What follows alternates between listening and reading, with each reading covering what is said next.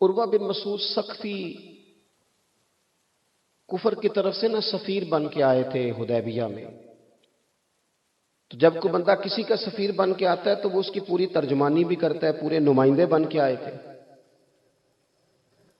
یہاں کچھ وقت انہوں نے حضور کے صحابہ کے ساتھ گزارا اور واپس گئے. تو جا کے کہنے لگے لوگوں میں سفیر آدمی ہوں، میں نے کافی ساری دنیا دیکھی ہے. سفیر جو ہوتے ہیں نا مختلف ممالک میں تعینات، وہ مختلف تہذیبوں کو دیکھتے ہیں، مختلف حکومتوں کو دیکھتے ہیں، مختلف نظریات کا مطالعہ کرتے ہیں.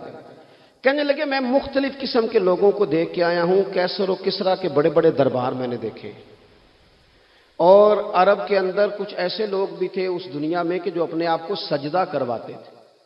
معاذ اللہ.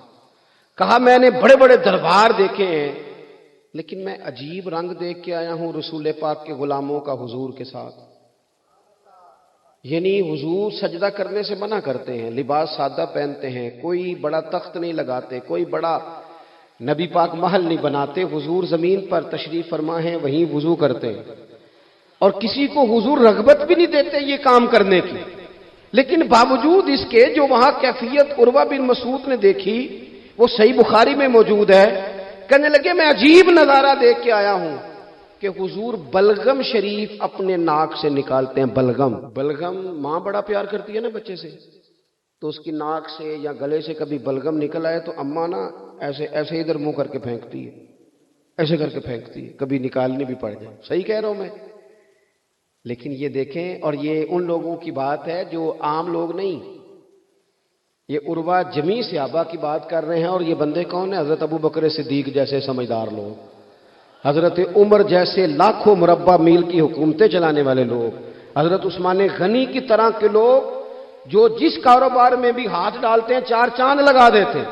حضرت مولا علی شیر خدا جیسے علم و حکمت اور دانائی والے لوگ یہ کیا کرتے ہیں؟ عروہ کہنے لگے کہ نبی پاک کے ناک مبارک سے بلغم نکلتی ہے تو اپنے چہروں پہ مل لیتے ہیں یار.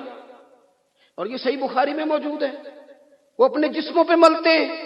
اور کہنے لگے جب وہ وضو کرتے ہیں نا حضور، تو وہ جو وضو کا بچا ہوا پانی ہے اس کے لیے ان کے جذبات اس طرح کے ہیں کہ لگتا ہے وہ لڑ پڑیں گے آپس میں. وہ لڑیں گے کہ یہ قطرہ مجھے چاہیے، یہ حضور کے مقدس جسم سے لگا ہوا ہے. اور میرے امام کو تو پھر بات کہنی آتی ہے نا. اعلیٰ حضرت فرماتے ہیں جو حضور کے قدموں سے لگ کے دھومن بن جائے نا وہ تو آب حیات ہوتا ہے. وہ پی لینے والے تو مرتے ہی نہیں وہ لوگ تو باطنی طور پر ہمیشہ زندہ رہتے ہیں. کہتے ہیں جس کے قدموں کا دھون ہے آب حیات ہے، وہ جانے مسیحا ہمارا نبی. اور جس کی 2 بوند ہیں کوثر و سلسبیل ہے، وہ رحمت کا دریا ہمارا نبی. عروہ کہنے لگا وہ تو لڑ پڑیں گے. اور تیسرا عروہ کہنے لگا میں نے عجیب منظر وہاں دیکھا ہے کہ حضور کوئی حکم کرتے ہیں تو ہر بندہ پہل کرتا ہے، جلدی کرتا ہے حکم ماننے، تیزی دکھاتا ہے. اور تیسرا میں نے یہ دیکھا ہے جب حضور گفتگو کرتے ہیں تو ان پر اس طرح کا رعب طاری ہوتا ہے کہ وہ تو نظر بھر کے حضور کا چہرہ بھی نہیں دیکھتے. کہنے لگا یہ کیفیات میں ان لوگوں کی دیکھ کے آیا ہوں جو اپنے حبیب سے اتنی محبت کرتے ہیں. وہ کبھی بھی حضور کے دین کا جھنڈا نیچے نہیں آنے دیں گے، وہ کبھی بھی کسی کفر کی نفاق کی سازش کو آگے نہیں بڑھنے دیں گے. تو کافر تو کل بھی اس بات کا اظہار کر رہا تھا کہ ہمیں جو ڈر لگتا ہے مسلمانوں سے وہ اس بات سے لگتا ہے یہ اپنے نبی کے ساتھ بڑے جڑے ہوئے، ان کا رشتہ حضور کے ساتھ بڑا مضبوط. اور امت سوال جواب کر رہی ہے، امت ترازو لے کے بیٹھی ہے کہ اتنا علم تھا معاذ اللہ اور اتنا نہیں تھا، یہ کر سکتے تھے اور یہ نہیں کر سکتے تھے، ان کو یہ کہنا چاہیے اور یہ نہیں کہنا چاہیے. یہ تو ہمارے بزرگ پرانا فیصلہ کر گئے. وہ کہتے ہیں بعد از خدا بزرگ توئی قصہ مختصر، اور حضور رب کے بعد سب سے بڑے ہیں، یہی مختصر قصہ ہے. تو حضور سید عالم کے ساتھ جو قلبی وابستگی ہے، نبی کریم علیہ السلام نا مدینہ شریف میں جب ہجرت کر کے تشریف لے گئے تھے تو حضرت ابو ایوب انصاری رضی اللہ تعالیٰ عنہ کے گھر میں حضور نے قیام فرمایا تھا. ہمارے پاس بہت ساری چیزیں ایسی ہوتی ہیں جن کی طلب بڑی ہوتی ہے، لیکن جب وہ حاصل ہو جاتی ہیں پھر ان کی طلب نہیں رہتی. ایک چیز آپ کے پاس ہمیشہ رہنے لگ جاتی ہے پھر اس کے ادب آداب زیادہ نہیں رہتے. یہ ایک مزاج ہے عام آدمی. چلے میں اپنی بات بتاتا ہوں آپ کو. عام آدمی جو ہوتا ہے نا وہ قرآن شریف کے غلاف کو بھی چومتا ہے، پھر قرآن پاک کو بھی چومتا ہے، پھر وہ بڑے احترام سے کھول کے رکھتا ہے.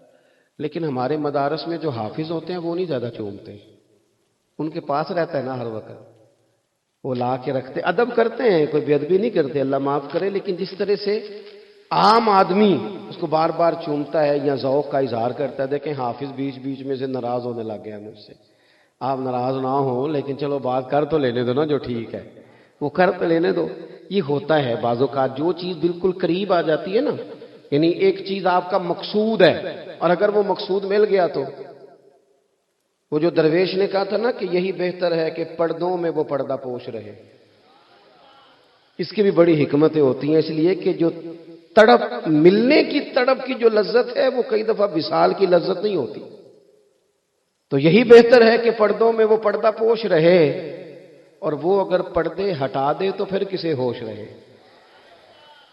جب آپ کو وہ چیز میسر آ جاتی ہے تو پھر اس کی قدر. اسی لیے حضرت عمر فاروق رضی اللہ تعالیٰ عنہ کا یہ طریقہ تھا کہ جب لوگ حج کر لیتے تھے نا تو فرماتے تھے حج ہو گیا، اب اپنے اپنے گھر جاؤ، زیادہ دیر نہ رہو حرم شریف میں، زیادہ دیر رہو گے تو قدر نہیں کرو، اب جاؤ. بڑی دلچسپ ہوتی ہیں بے ترتیب ملاقاتیں، کبھی کبھی ملنے میں ذوق زیادہ ہوتا ہے، لطف زیادہ ہوتا ہے، طمانینت زیادہ ہوتی ہے. حضرت ابو ایوب انصاری کہتے ہیں مجھے مقصود مل گیا، کرم ہو گیا، میں منتظر تھی، میری روح میری نظر کے حضور میرے گھر تشریف لائیں، حضور آ گئے، کرم ہو گیا، رحمت ہو گئی. اب ایسا نہیں ہے کہ ان لوگوں کو مقصود مل گیا ہے تو بس بات ختم ہو گئی. اب وہ سمجھ گئے کہ میرے تو گھر آ گئے تو میرے لیے تو ساری بات ہی کھل گئی ہے. ان کی ادبی معرفت کا یہ عالم تھا اور نبی پاک کے ساتھ ان کی وابستگی کا یہ حال تھا کہ کہتے ہیں میں نے نا، میرے گھر کی 2 منزلیں تھیں، میں نے نچلی والی منزل حضور کے لیے چھوڑ دی تاکہ نبی کریم صلی اللہ تعالی علیہ وسلم کے زیارت کے لیے لوگوں نے آنے جانا ہے تو لوگوں کے لیے آسانی رہے. فرماتے ہیں نیچے حضور آرام فرما ہیں اور میں اوپر والی منزل پہ تھا، جا کے چارپائی پہ لیٹ گیا. یہ مسلم شریف میں آپ کو ملے گا، اس کی اصل ملے گی آپ کو. فرماتے ہیں میں آرام سے جا کے چھت پہ لیٹ گیا، رات کا تھوڑا سا پہر گزرا تو میرے دل میں خیال آیا وہ ایوب تو اوپر ہے اور حضور نیچے ہے، پائے نظر ہوش میں آ، یہ کوئے نبی ہے، آنکھوں سے بھی چلنا یہاں بے ادبی ہے. اور امام فرماتے ہیں حرم کی زمین اور قدم رکھ کے چلنا، ارے سر کا موقع ہے او جانے والے. کہا حضور نیچے. فرماتے ہیں ساری رات میں ایک دیوار کے ساتھ پیچھے ہو کے بیٹھا رہا، ساری رات یہ سوچتا تھا کہیں میں وہاں نہ چل دوں جہاں حضور آرام فرما ہو، میرے قدم نہ آ جائیں. میں تڑپتا رہا، مقصود پاس آ گیا ہے، وہ چیز حاصل ہو گئی ہے، لیکن اس کی تڑپ میں اضافہ ہوا ہے، احترام بڑا ہے. یعنی اب سوچ رہے ہیں کہ میں ان کا ادب کیسے کروں، ان سے محبت کیسے کروں، کس اعزاز سے انہیں بٹھاؤں. فرماتے ہیں کہ تڑپ کے میں صبح حاضر بارگاہ ہوا. میں نے کہا یا رسول اللہ کریم کرم ہو جائے، میری تو بساط ہی نہیں، میں چھت پہ کیسے گزارا کروں گا. تو حضور فرمانے لگے میرے پاس تو لوگوں نے آنے جانا ہے، میں تو نیچے ذرا آسانی محسوس کرتا ہوں، یہی ٹھیک. یا رسول اللہ آپ کی بات ٹھیک ہے، پر کریم اگر کرم ہو جائے نا تو مہربانی ہوگی. اللہ کے رسول نے جب نظر مبارک اٹھا کے حضرت ابو ایوب انصاری کا چہرہ دیکھا نا، خیال آیا مسلمان نیک و بد پہچان جاتے ہیں اور محمد تو آدمی کے دل کی باتیں جان جاتے ہیں صلی اللہ تعالی علیہ وسلم. حضور نے جب نظر فرمائی اور ان کی آنکھوں میں چمکتے ہوئے آنسو دیکھے تو حضور فرمانے لگے میں سمجھ گیا ہوں تو نہ اوپر رہ پائے گا نہ سو پائے گا، تو بچے لے کے نیچے آ جا، میں ہی اوپر چلا جاتا ہوں.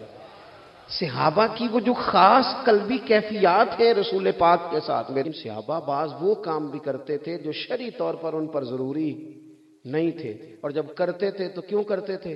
محبت مجبور کرتی تھی، پیار مجبور کرتا تھا. طبرانی میں موجود ہے اللہ کے حبیب علیہ الصلوۃ والسلام کو اچانک ایک صحابی نے دیکھا اور فوراً عرض کرنے لگے یا رسول اللہ میرے ماں باپ قربان ہو، چہرے پر نکاہت بڑی ہے، کمزوری ہے، کیا وجہ ہوگی؟ تو حضور نے ایک ٹھنڈی آہ بھری اور فرمایا میں نے کئی دنوں سے کھانا نہیں کھایا. کھجور اور پانی پر گزارا ہے. میٹھا کھانا بھی سنت ہے لیکن فاقہ کرنا بھی سنت ہے. اپنی مرضی کی سنت ادا کر لینا یہ تو بڑا آسان کام ہے، لیکن میرے بھائی شریعت اسلامیہ میں جو چیز غالب رہی ہے اس پر بھی کبھی کبھی ذوق کرے. اور پھر حضور کا جو فقر ہے اختیاری ہے. نبی پاک نے مانگ کے غریبی لی ہے اللہ تعالیٰ سے کہ یا اللہ ایک وقت روٹی دے، ایک وقت فاقہ دے. تو نبی کریم علیہ السلام نے فرمایا کہ میں نے کھانا نہیں کھایا، کھجور پانی پہ گزارا ہے کئی دنوں سے. اب اس صحابی کو حکم تو دین کا یہی ہے نا کہ اگر گھر میں کچھ ہے تو لے آؤ، ورنہ شریعت پابند تو نہیں کرتی. تو وہ پہلے اپنے گھر گئے، جا کے پوچھا کوئی چیز ہے؟ گھر والوں نے کہا کوئی نہیں. پھر وہ پڑوسیوں کے گھر میں گئے، کوئی کھانے کی چیز ہے؟ کوئی نہیں. رشتہ داروں سے، محلے داروں سے پوچھا، کوئی نہیں. چپ کر کے نہیں بیٹھے. ایک یہودی کے باغ میں گئے، کہنے لگے یار کوئی مزدوری مل جائے گی؟ وہ سجنا یار منون دی خاطر اساں کی پیس بٹائے، کوئی مزدوری ملے گی؟ اس نے کہا گرمی بڑی سخت ہے، پانی کنویں کا نیچے چلا گیا، ایک ڈول پانی کا اگر نکال سکتے ہو تو ایک کھجور دوں گا. فرمانے لگے منظور ہے. کہتے میں نے اپنے کندھے سے چادر اتار کے بچھا لی، ایک ڈول پانی کا نکالتا، ایک کھجور ملتی، وہ میں اس کپڑے میں ڈالتا جاتا، چادر میں ڈالتا جاتا. جب ذرا میری چادر بھر گئی کھجوروں سے، میں نے اسے سمیٹا، لے جا کے حضور کی بارگاہ میں پیش کیا. محبوب وہیں بیٹھے تھے. کہتے حضور نے میرا پسینے سے شرابور وجود دیکھا اور میرے چھالوں سے بھرے ہوئے ہاتھ دیکھے اور میرے تھکے تھکے وجود کو دیکھا تو کریم نے ایک کھجور اٹھائی اور اٹھا کے منہ میں رکھی. حضور فرمانے لگے کس نے تجھے مجبور کیا یہ کام کرنے پہ؟ اس کی مجبوری تو کوئی نہیں نا، کس نے تجھے مجبور کیا؟ تو کہتے ہیں دو آنسو میرے بھی چھلک پڑے. میں نے عرض کی حضور ہمیں کوئی مجبور کر سکتا ہے؟ ہمیں آپ کی محبت نہیں مجبور کیا. حضور یہ محبت ہے جس نے مجبور کیا. یا رسول اللہ کائنات کی ہر چیز سے بڑھ کر آپ سے پیار ہے. یہ غریب آدمی، سادے لوگ ہیں، یہ بہت مہنگے تحائف لانے کی ظاہری پوزیشن میں نہیں ہیں، لیکن دیکھو نا اظہار محبت کے معاملے میں کتنا بڑا دل رکھتے ہیں. یا رسول اللہ صلی اللہ تعالی علیہ وسلم آقا محبت نے مجبور کیا. وہاں انعام نہیں ملا، ظاہری طور پر جو انعام ہوتے ہیں وہ نہیں، اس کا نہیں حضور نے اعلان کیا. حضور فرمانے لگے سن پھر اگر تو مجھ سے محبت کرتا ہے تو فقر و فاقے کی تیاری کر، مصیبت کے لیے تیاری کر. اگر جو مجھ سے محبت کرتا ہے اس کی طرف تو مصیبتیں دوڑ کے آیا کرتی، پھر تو تیاری رکھ، پھر تو سہنا سیکھ، پھر دل بڑا کر، کشادہ کر، پھر دیکھ تجھے آزمائشیں آئیں گی. زخم پہ زخم کھا کے جی، خونے جگر کے گھونٹ پی، آہ نہ کر اب لبوں کو سی. یہ عشق ہے کو دل لگی نہیں. یہ کوئی ایسی تھوڑی ہے کہ تیری دل لگی تھی اور تو دو باتیں کر سن کے تو چلا گیا. یہ عشق ہے کوئی دل لگی نہیں.